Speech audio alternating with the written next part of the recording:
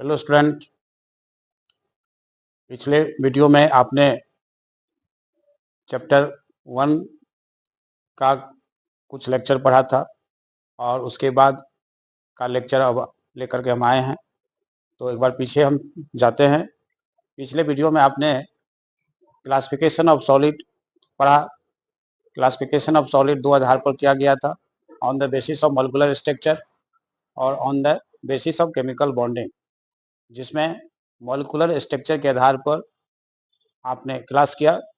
इसमें crystalline solid, non crystalline solid, super cool liquid, interconversion of crystalline solid and non crystalline solid, इसको आपने पढ़ा character के साथ, डिफरेंस के साथ।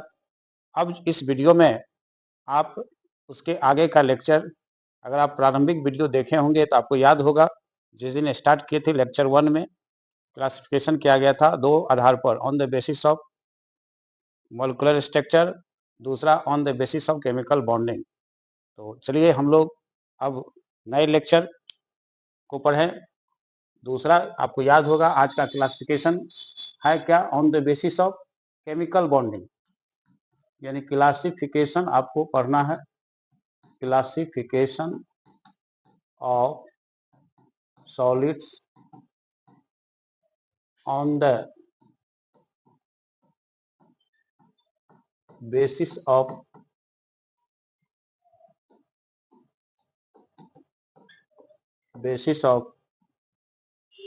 Chemical bonding.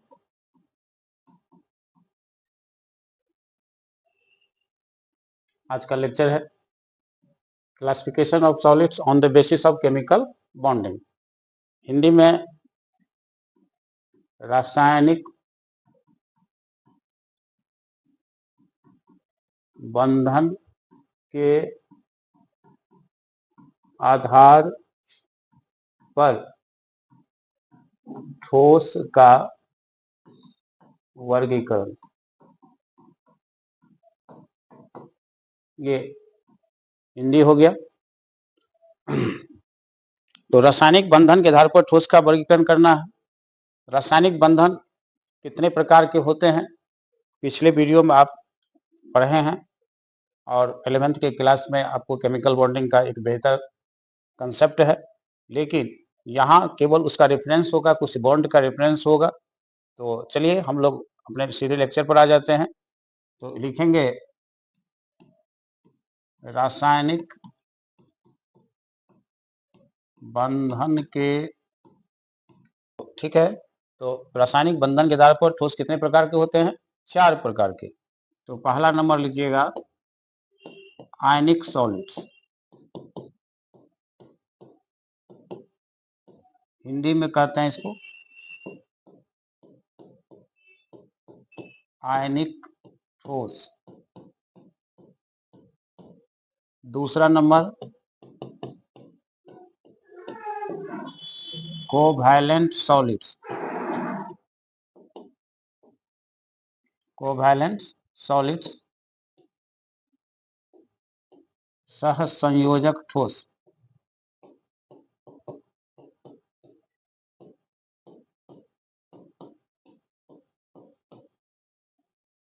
तीसरा नंबर में लिखते हैं मॉलिक्यूलर सॉलिड्स, हिंदी में आणविक ठोस।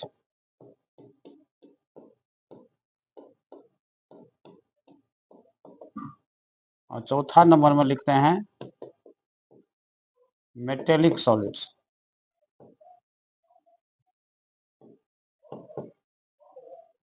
Metallic solids.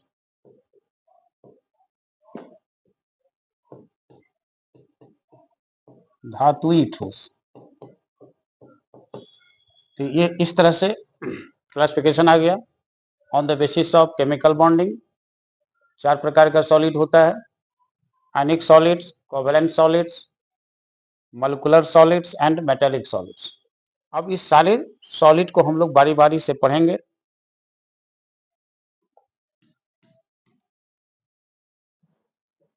ठीक है, तो आयनिक सॉलिड आपको हमने हेडिंग कर दिया।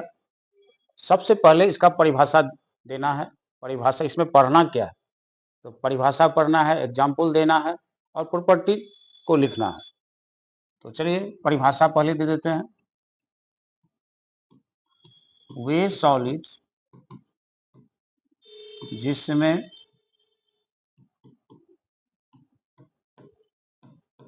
जिसमें आयनिक बॉन्ड उपस्थित रहता है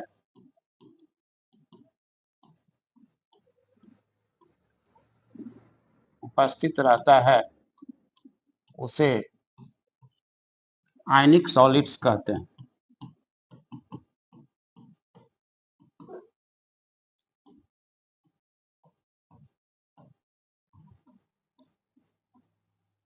परिभाषा बिल्कुल नाम से लेना है, नाम से ही पता है आयनिक सॉलिड, और आयनिक बॉन्ड का रेफरेंस हुआ है इसके डिफिनेशन में। आयनिक बॉन्ड क्या है, तो आयनिक बॉन्ड के बारे में डिटेल में आप पढ़े होंगे 11th में, फिर भी अभी यहाँ थोड़ा सा इस पर जानकारी दे देते हैं। जैसे आप सोडियम क्लोराइड को लेकर के आइए, सोडियम क्लोराइड ले लेते हैं हम लोग, NaCl, ठीक है। अब इसमें क्या है, सोडियम और क्लोरीन को आमने सामने हमने रख दिया, 281 इसका वैलेंस इलेक्ट्रॉन को अरेंज करके रखा, 287 इसके वैलेंस इलेक्ट्रॉन को अरेंज करके रखा। प्रत्येक कक्षा वाइज इलेक्ट्रॉन का अरेंजमेंट होता है। उसके बाद क्या होगा, मेटल, सोडियम क्या है मेटल, क्लोरीन क्या है नॉन मेटल। तो मेटल का टेंडेंसी होता है इलेक्ट्रॉन त्याग करने की, और नॉन मेटल का होता है ग्रहण करने की। तो इसमें सोडियम इलेक्ट्रॉन का लॉस करेगा, एक इलेक्ट्रॉन, यह जो एक इलेक्ट्रॉन सोडियम के पास है यह किसको दे देगा, ये क्लोरीन को। तो जैसे क्लोरीन को देगा तो सोडियम एक इलेक्ट्रॉन को छोड़ा तो इस पर एक प्लस चार्ज आ गया, और क्लोरीन एक इलेक्ट्रॉन को ग्रहण किया, इस पर एक नेगेटिव चार्ज हो गया।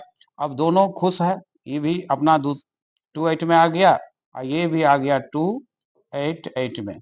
तो इस तरह से जो बॉन्डिंग होता है जिसमें एक इलेक्ट्रॉन का लॉस करता है, दूसरा इलेक्ट्रॉन ग्रहण करता है, यानी इलेक्ट्रॉन की लॉस गेन से जो बॉन्डिंग होता है उसी को कहते हैं आयनिक बॉन्ड।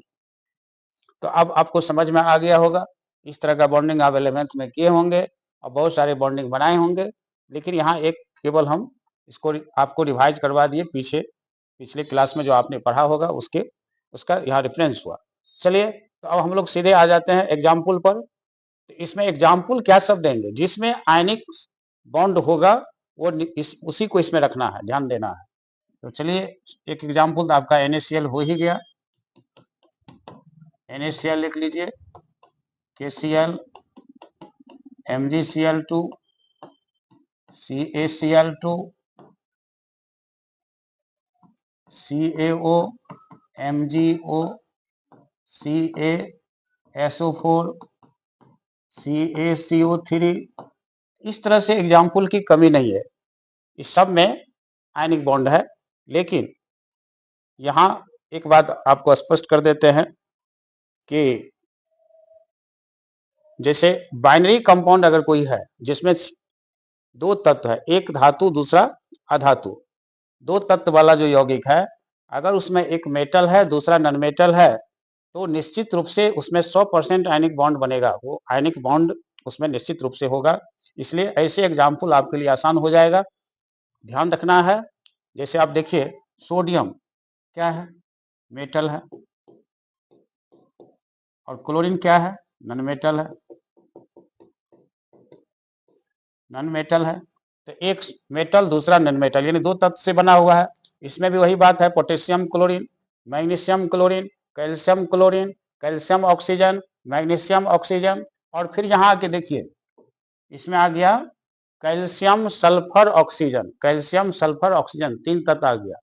तो आपको याद रखना है कि जिसमें तीन तत्व आ जाता है वो प्योर आयनिक बॉन्ड नहीं होगा, उसमें कोवलेंट बॉन्ड भी मौजूद रहता है। लेकिन आयनिक बॉन्ड प्रेजेंट है, according to definition ionic bond जिसमें होगा उस सबको हम आयनिक सॉलिड में रख सकते हैं, क्योंकि इसका डिफिनेशन जो आपको मिला है बॉन्ड के आधार पर। तो क्लियर हो गया, एग्जाम्पल आपको 2-4 जो भी याद रख सकते हैं रखिए। ये हो गया आयनिक सॉलिड। तो आयनिक सॉलिड समझ में आ गया होगा, कैसे क्या समझना है, जिसमें एक मेटल और एक नॉन मेटल होगा यानी बाइनरी कंपाउंड्स होगा, उसमें 100% यानी आयनिक बॉन्ड होगा। जिसमें मोर देन 3 एलिमेंट्स होगा, मोर देन 2 एलिमेंट्स होगा, मतलब दो के बाद 3, 4, 5 इस तरह से अगर कोई कंपाउंड बनाएगा, काफी एटम्स होगा, अलग अलग नेचर का होगा, तो उसमें दोनों बॉन्ड हो सकता है। लेकिन एक चीज उसमें सब में कॉमन होगा कि जिसमें मेटल होगा निश्चित रूप से आयनिक बॉन्ड उसमें होगा। अगर नहीं है तो उसमें कोवलेंट बॉन्ड होगा। लेकिन मैक्सिमम कंपाउंड में देखा जाता है जो मेटल जो कंपाउंड का फॉर्मेशन करता है उसमें आयनिक बॉन्ड होता है। चलिए, तो ये हो गया आयनिक सॉलिड। अब इसका परिभाषा आपने पढ़ लिया, एग्जाम्पल आ गया। अब गुण को पढ़ेंगे, इसका प्रॉपर्टीज क्या है। चलिए प्रॉपर्टीज को देखते हैं।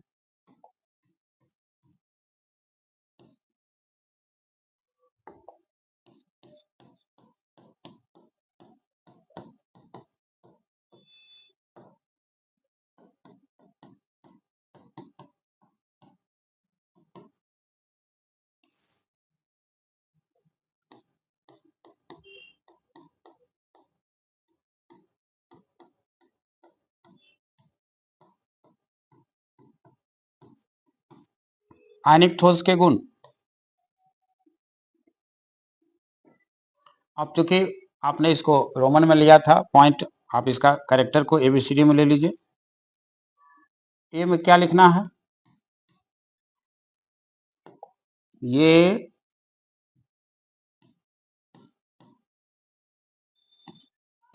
कठोर और भंगुर होते हैं।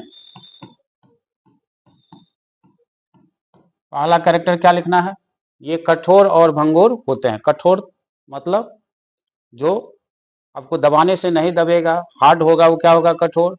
अगर आप इस पर हथौड़ा मारेंगे तो ये टूट फूट जाएगा, तो हो गया भंगुर। भंगुर का मतलब हुआ टूट जाना, टूटने फूटने का गुण जिसमें होगा वो उसको इंग्लिश में ब्रिटल कहते हैं। और ये भंगुरता का लक्षण होता है, हार्डनेस का लक्षण होता है किसमें, आयनिक सॉलिड में। बी नंबर, ये ठोस अवस्था में विद्युत के कुचालक होते हैं। कुचालक होते हैं क्योंकि इसके आयन मजबूती से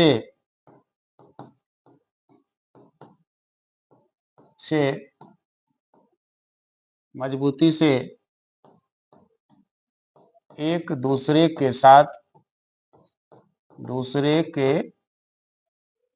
साथ जुड़े रहते हैं, लेकिन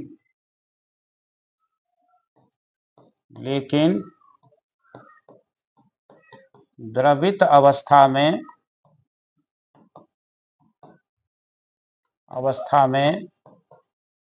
ये विद्युत के सुचालक होते हैं।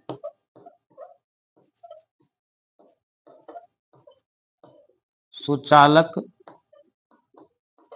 होते हैं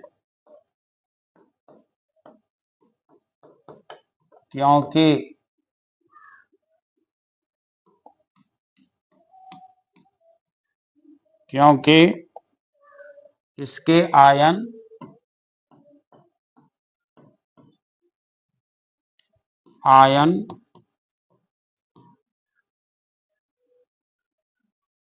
फ्री हो जाते हैं। फ्री यानी मुक्त हो जाते हैं।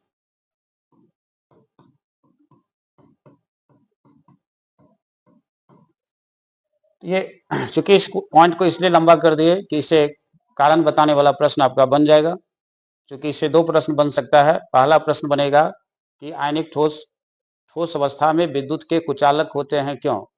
तो जवाब आ चुका है, ये ठोस अवस्था में विद्युत के कुचालक होते हैं क्योंकि इसके आयन मजबूती से एक दूसरे के साथ जुड़े रहते हैं, मतलब आयन फ्री नहीं होते। लेकिन द्रवित अवस्था में ये विद्युत के सुचालक होते हैं, क्योंकि इसके आयन फ्री हो जाते हैं। क्योंकि जब आप मेल्ट कीजिएगा, मतलब उसको गर्म कीजिएगा, तो अपने बॉन्ड एनर्जी को जब वो प्राप्त कर लेगा तो बॉन्ड ब्रेक करेगा, और बॉन्ड ब्रेक करने के बाद आयन अलग होगा। जैसे ये देखिए, अभी हमने समझाया था NaCl को लेकर के। NaCl क्या है, इसमें आयनिक बॉन्ड है।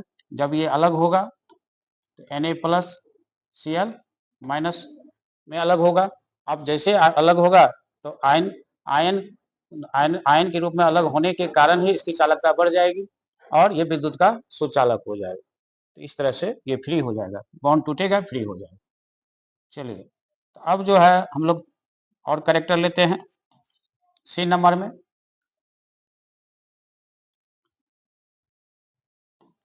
ये प्रायः जल में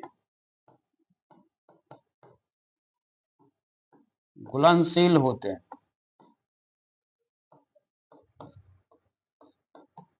ये प्रायः जल में घुलनशील होते हैं। प्रायः इसलिए लग गया कि ये ऑब्जेक्शन, इसका मतलब है कि ऑब्जेक्शन है, सभी आयनिक सॉलिड जल में नहीं घुलेंगे। कुछ ऐसे आयनिक सॉलिड होते हैं कि बहुत कम घुलते हैं, 1 ग्राम से भी 100 ml में कम घूमेगा, मतलब 1 ग्राम से भी कम घुलेगा पर 100 ml में। तो इस तरह से अमाउंट इतना कम घुलता है कि उसको हम लोग इनसोल्युबल मान लेते हैं।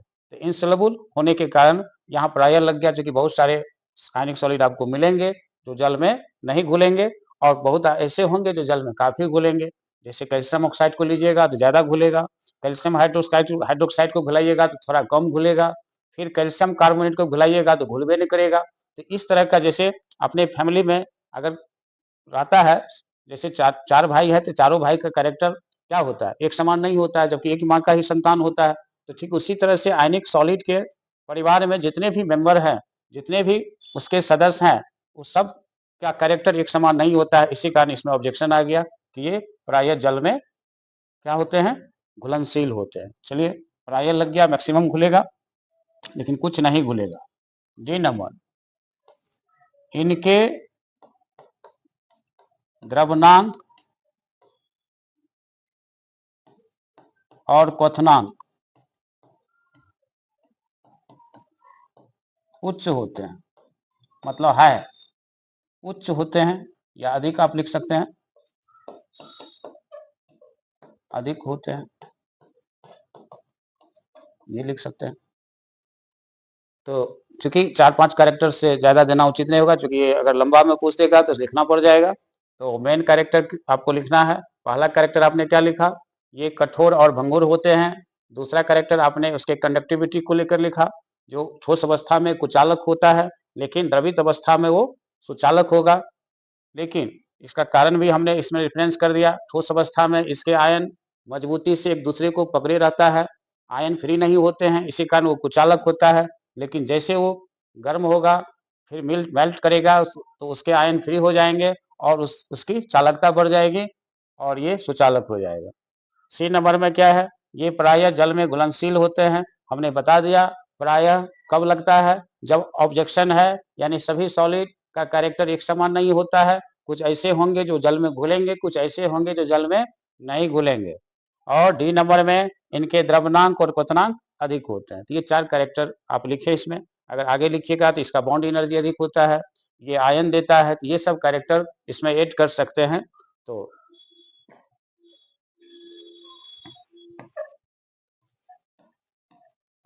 इनके बंधन ऊर्जा अधिक होती है। तो ये 5वां कैरेक्टर भी लिख दिए, इनके बंधन ऊर्जा अधिक होती है।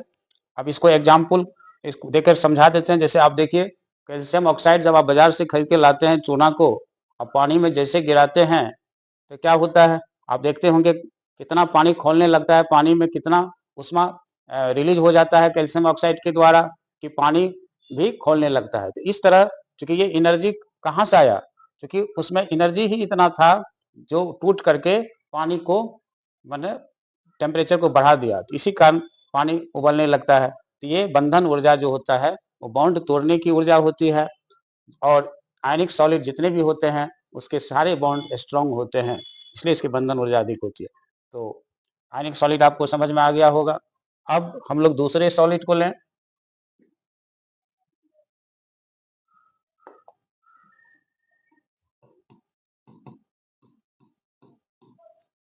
कोवैलेंट सॉलिड, इसका और एक दूसरा नाम है नेटवर्क सॉलिड।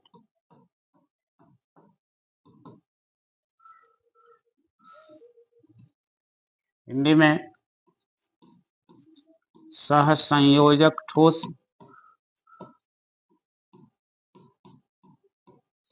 या नेटवर्क ठोस।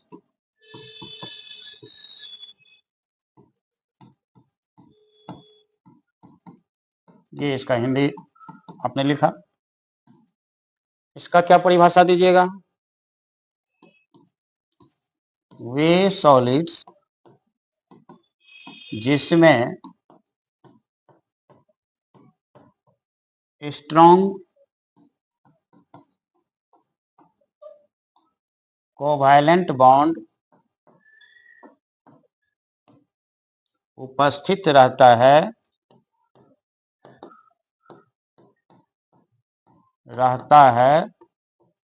तथा उसका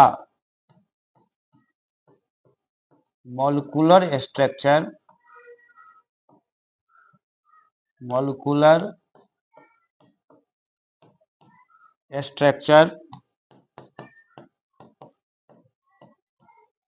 नेट के समान होता है।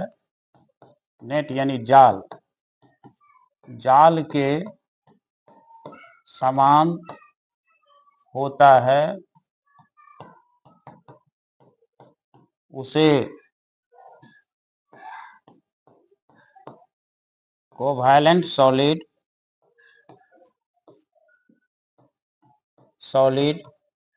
या नेटवर्क सॉलिड कहते हैं।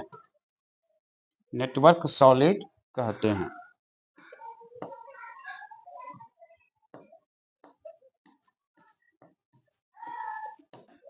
हमने डिफिनेशन दे दिया। क्या मिला डिफिनेशन? वे सॉलिड, एक बार फिर पढ़ देते हैं डिफिनेशन। वे सॉलिड जिसमें स्ट्रॉन्ग कोवैलेंट बॉन्ड,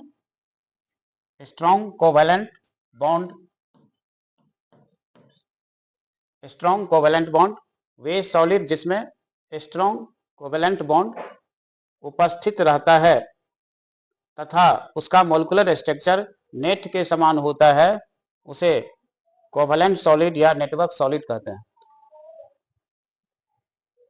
तो डिफिनेशन आपने लिख लिया। चलिए अब हम लोग एग्जाम्पल पर आ जाते हैं। एग्जाम्पल, तो अब इसका डिफिनेशन इस तरह से क्यों दिया? अब इसलिए क्योंकि कोवैलेंट बॉन्ड के आधार पर अगर डिफिनेशन हम दे देते हैं तो आपको हमेशा कंफ्यूज नहीं होगा, क्योंकि चूंकि स्ट्रॉन्ग कोवैलेंट बॉन्ड की संख्या इतनी है, आपको याद होगा ऑर्गेनिक केमिस्ट्री में लाखों कंपाउंड्स है, सभी में कोवैलेंट बॉन्ड है। तो बॉन्ड के आधार पर डिफिनेशन देने से आपको इसका एग्जाम्पल सिलेक्शन में प्रॉब्लम होगा। इसी कारण इसमें एक चीज और ऐड किया गया है इसके डिफिनेशन में कि मॉलिक्यूलर स्ट्रक्चर, यानी मॉलिक्यूलर स्ट्रक्चर को भी ध्यान में रखना पड़ेगा कि मॉलिक्यूलर स्ट्रक्चर नेट के समान हो। चलिए एग्जाम्पल लेते हैं।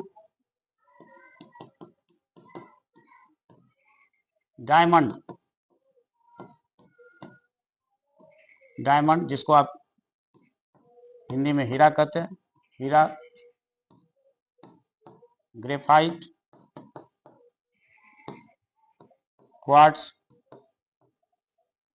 जिसका फॉर्मूला आप SiO2 लिख सकते हैं, सिलिकॉन कार्बाइड,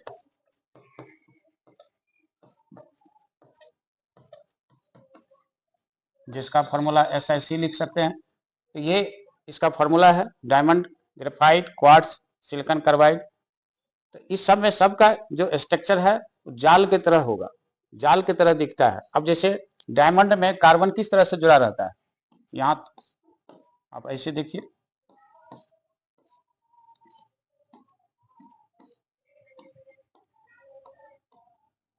इस तरह से जाल की तरह जुड़ा रहता है। और चूंकि कार्बन में, हीरा में क्या होता है, कार्बन की चारों वैलेंसी संतुष्ट रहती है, किसी तरह का कोई इलेक्ट्रॉन कोई फ्री नहीं होता है क्रिस्टल में, इसी कारण ये विद्युत का क्या होता है, कुचालक होता है। ग्रेफाइट में भी इसी तरह आपको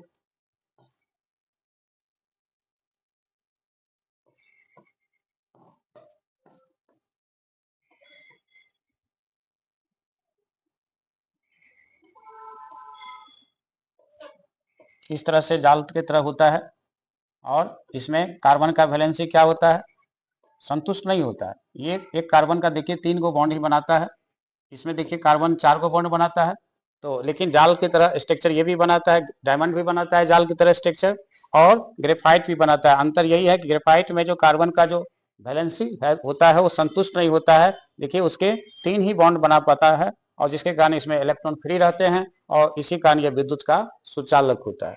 तो ये हो गया डायमंड समझ गए, डायमंड समझ गए आप, ग्रेफाइट भी समझ गए। अब बारी किसका है, क्वार्ट्ज का, क्वार्ट्ज भी समझा देते हैं।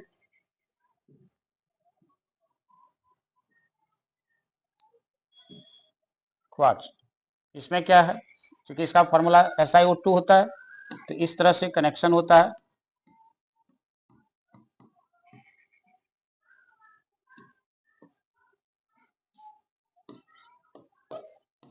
ये देखिए ये भी जाल की तरह होगा, ये भी जाल की तरह बना दिया।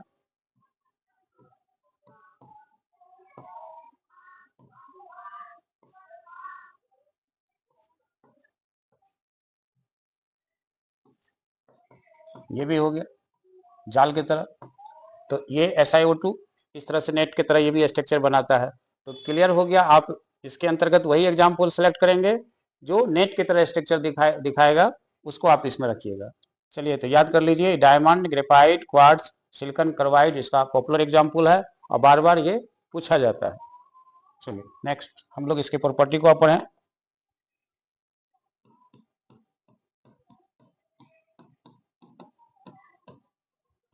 प्रॉपर्टीज ऑफ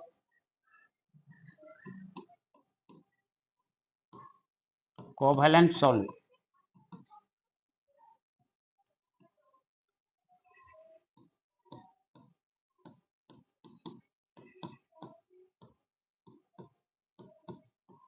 सह संयोजक ठोस के गुण क्या सब लिखना है। चलिए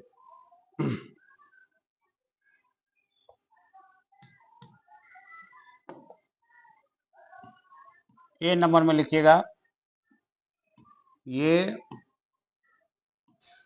प्रायः कठोर होते हैं। पहला करेक्टर, प्रायः कठोर होते हैं, आपको पता है, इसी के अभी जस्ट लिखे एग्जाम्पल में हीरा, हीरा प्रकृति का सबसे कठोर पदार्थ होता है, और वो इसी के अंतर्गत है, इसी कारण इसकी कठोरता को लेकर के। हाँ, लेकिन इसमें ग्रेफाइट के बारे में कहा जाता है कि ये मुलायम है, आप देखे भी होंगे ये मुलायम रहता है, तो इसी कारण ऑब्जेक्शन है, सारे पॉइंट कठोरता को नहीं दर्शाता है, इसी कारण प्रायः शब्द का प्रयोग किया गया। बी नंबर, ये जल में अघुलनशील होते हैं, अघुलनशील होते हैं। तो देखा जाए तो इसमें ज्यादा से ज्यादा जो भी जितने भी सॉलिड होते हैं जल में नहीं घुलते हैं, ये इसका एक महत्वपूर्ण कैरेक्टर है। इनके द्रवनांक और क्वथनांक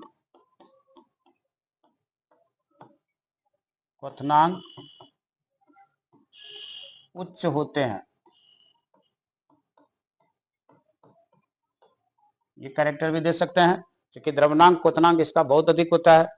3500 हीरा सबका क्या होता है, 3500-3600 के आसपास होता है, ये बहुत हाई मेल्टिंग पॉइंट होता है। डी नंबर में दे दीजिए,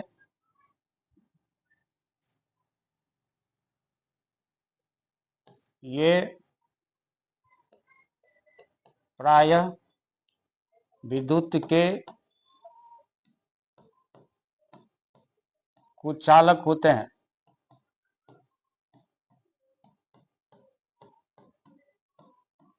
ये प्रायः विद्युत के कुचालक होते हैं, चूंकि इसमें ऑब्जेक्शन है ग्रेफाइट के बारे में, आपको अभी हमने जस्ट बताया था कि ग्रेफाइट विद्युत का सुचालक होता है, जो इसी से क्या एग्जाम्पल है। तो मैक्सिमम कंपाउंड जो होता है, मैक्सिमम सॉलिड जो होता है कोवेलेंट, वो विद्युत के कुचालक होते हैं। तो कैरेक्टर कितना हो गया, 4 कैरेक्टर पढ़ा। एक, ये प्राय कठोर होते हैं, ये जल में अघुलनशील होते हैं, इनके द्रवनांक और क्वथनांक उच्च होते हैं, ये प्राय विद्युत के कुचालक होते हैं। एक इसमें ऐड कर लीजिए, ये अवाष्पशील होते हैं।